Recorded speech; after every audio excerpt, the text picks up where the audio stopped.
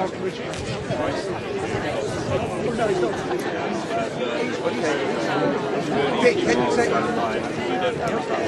don't have any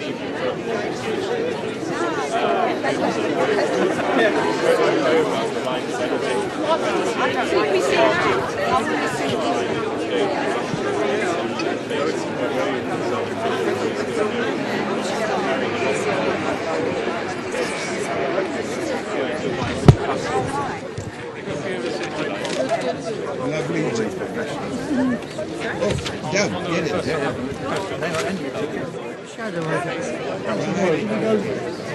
your face in the shadow, the other side of the camera. You might. That's it. Can you sit next to me? BBC, that's BBC. Oh, look, it's a picture on the mic.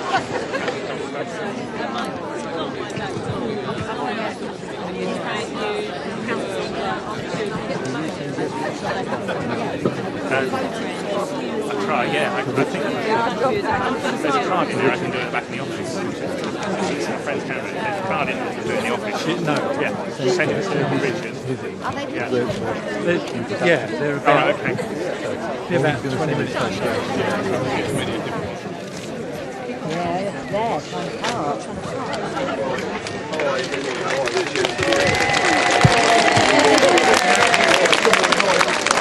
I've been seeing you all over. Christine, well done you. How are you? Good morning. How are you? They've been absolutely brilliant. Hello, how are you? Good morning. Good morning, everybody. This is a mass rally. Right.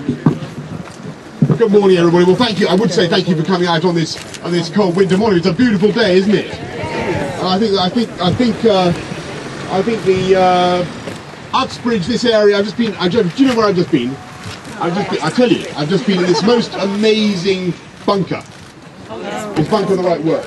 It was where Winston Churchill went in the late summer of 1940, and he saw how the women pushed they shuffled the little things around on that. You seen that thing? And they saw a poorly conceived logistical strategy. And the message I want to give to you is that it is possible to make a difference by, not necessarily by violence, but by subtle persuasion. And I think when you look at where we are now with HS2, I don't know what you feel, but I do think that we made some progress in the sense that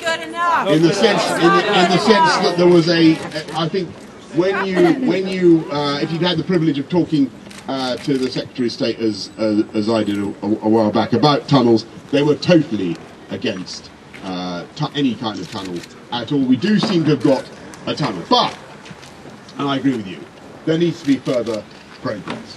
And what we need is to hear a good business case for this thing. We need to hear that the route has been well thought through. We need to hear that, and I'm speaking as the chairman of TfL, I'm extremely concerned that when you get a huge number of people, you spend £32 billion to get people more quickly to Birmingham and back, there's no point in having that if they then arrive at Euston, yes, in huge numbers, and have to queue up for half an hour to get into the underground. And so my point that I'm making to government is, for heaven's sake, if we're going to do this thing, if we're going to have a new high-speed rail, then we need to have a Crossrail too as well. We need to take that strain off Euston. There's absolutely no point in doing this otherwise. And the final point, what is the point in doing this huge new high-speed rail strategy without really working out what our aviation strategy is in the long term? That is the thing that needs to be decided, I think, by us as a country. We need to work out in the long term, is Heathrow going to be our major international hub forever and ever and a day? Can Heathrow really cope? Are we going to go for another solution? If we are, and I think it's increasingly plausible that we are. Yes? Yes. I think we are. I think the argument is moving in that direction. If we're going to move away from Heathrow as the single hub, because you can't keep cramming a cork into a pint pot at Heathrow, and you can't ask British business to be deprived of the ability to go to parts of Latin America, growth economies in Asia in the way that they can from parts of Europe. Now, you can't endlessly disadvantage the UK in the way that we're doing. You do need a better solution. And if we're going to go for that better solution, then you have to look very seriously at the case for this loop and whether that works as well. So all I want to say to you is thank you very, very much, all of you, for the campaigning that you've done. I think this is not the end. No. It is not even the beginning of the end. It is not even the beginning of the end. It is not. It is perhaps the end of the beginning, or the beginning of the middle of the beginning. That is roughly where we are. Anyway, thank you very much, everybody. Thank you very much, everybody, for coming out today. And you can be absolutely sure that I will do my level best to represent your views, views people, Ruislip people of West London, as far as I possibly can. Thank you. Mr. Johnson, will you fight to extend the tunnel currently under Ruislip to Perivale and Greenford and Atherton? Because at the moment, it's a great triumph for the people of Ruislip that they've got this tunnel underneath. But where I live in Perivale, the line's elevated. The noise will carry over the rooftops much further than elsewhere. It's a real concern for many of us. Can you fight for a tunnel extension? Can I just say something, please? First of all, I'd like to thank Boris for coming here today.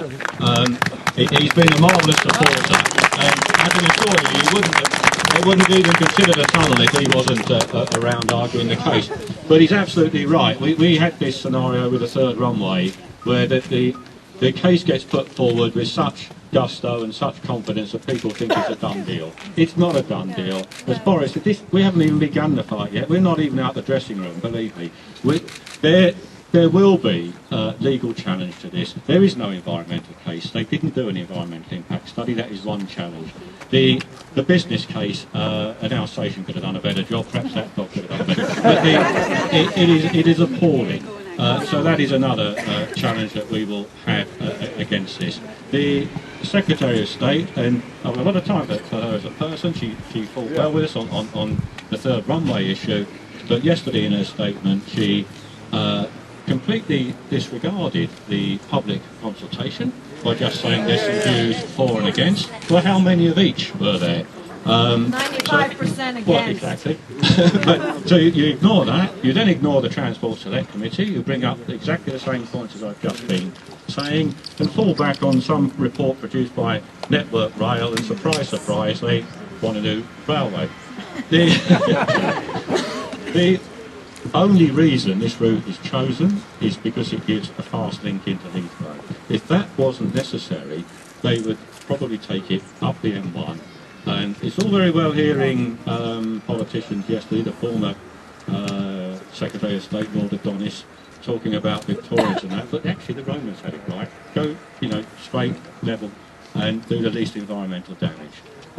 But as an authority, we will continue to fight this campaign, as will the other 18 councils. We're all united on this. It hasn't worked anywhere up the line. There were 12 mitigation measures yesterday, but everybody's rock solid saying no.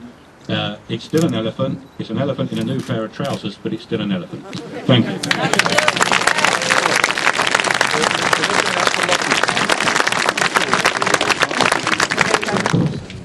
Yeah, well done. I've seen you all over the thing. Yeah, lovely.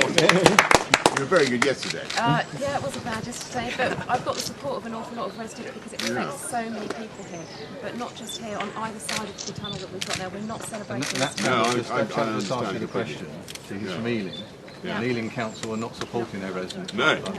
We have in Hillingdon. Just because I've shouted loudly doesn't mean to say that everybody else should be ignored. We need to look after everybody around. You're quite right. You're quite right. Could you prove that people can actually work? I am always of the opinion that you have to have your say and you have to believe that you can make a difference. There are an awful lot of people saying, well, it happened anyway, but not if I can help it. All we hear is the Chilterns. We don't hear much about Ruislip. That's all we heard yesterday on television, except a little bit by... But you made sure that the government knew where Ruislip was. And you say that the tunnel is all... We're going to have a tunnel. No one's done any tests. We don't know if we're going to have the tunnel. Is this an election thing by you, Boris, because you're up in 4 months' time for a mayor? No, the tunnel was something I asked for. No, we're no fools in Ruislip, and the sooner the better you realise it. You cannot promise us the tunnel if you haven't got the knowledge that we can put the tunnel through here. No, they can't. They've done an engineering study. A tunnel is physically possible. We were told from the beginning. Andrew McNaughton has always said that it is possible to tunnel it anywhere. Our It was houses are ruled out on shaking now. grounds of costs. Our houses are shaking now in Irwin Avenue. What of course it does.